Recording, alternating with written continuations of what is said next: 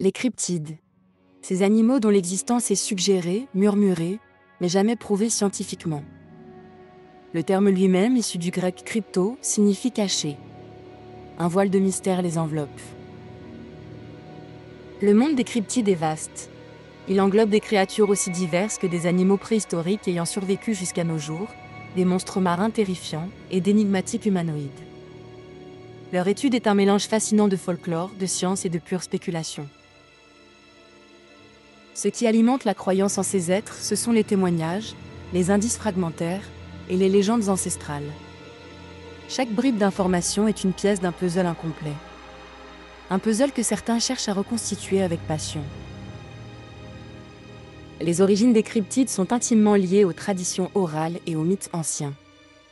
À travers le monde, les cultures regorgent d'histoires de créatures étranges et puissantes. Des récits transmis de génération en génération. Ces histoires sont souvent liées aux éléments naturels qui nous entourent. Les lacs profonds, les forêts impénétrables, les montagnes escarpées. Autant de lieux propices à l'émergence de légendes. Ces récits ont contribué à façonner notre imaginaire collectif. Ils ont nourri notre fascination pour l'inconnu, et ils ont alimenté la quête incessante de ces êtres mystérieux. Parmi les cryptides les plus célèbres, on retrouve le monstre du Loch Ness, affectueusement surnommé Nessie en Écosse. Il y a aussi Bigfoot, l'homme sauvage qui hante les forêts d'Amérique du Nord. Sans oublier le Yéti, l'abominable homme des neiges de l'Himalaya. Ces créatures sont devenues de véritables icônes culturelles. Leurs présumées apparitions sont basées sur des témoignages oculaires, des photographies floues, des empreintes énigmatiques et des enregistrements sonores troublants. Ces indices, bien que souvent contestés, suscitent un intérêt constant et des débats passionnés.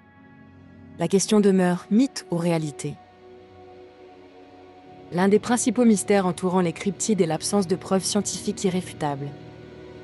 Malgré les nombreuses expéditions organisées pour les traquer, les résultats sont souvent décevants. Les photographies et les vidéos présentées comme preuves sont fréquemment remises en question. Elles sont souvent jugées trop floues, trop ambiguës ou tout simplement truquées. Même les analyses ADN effectuées sur des échantillons présumés, comme des poils ou des excréments, se révèlent généralement non concluantes.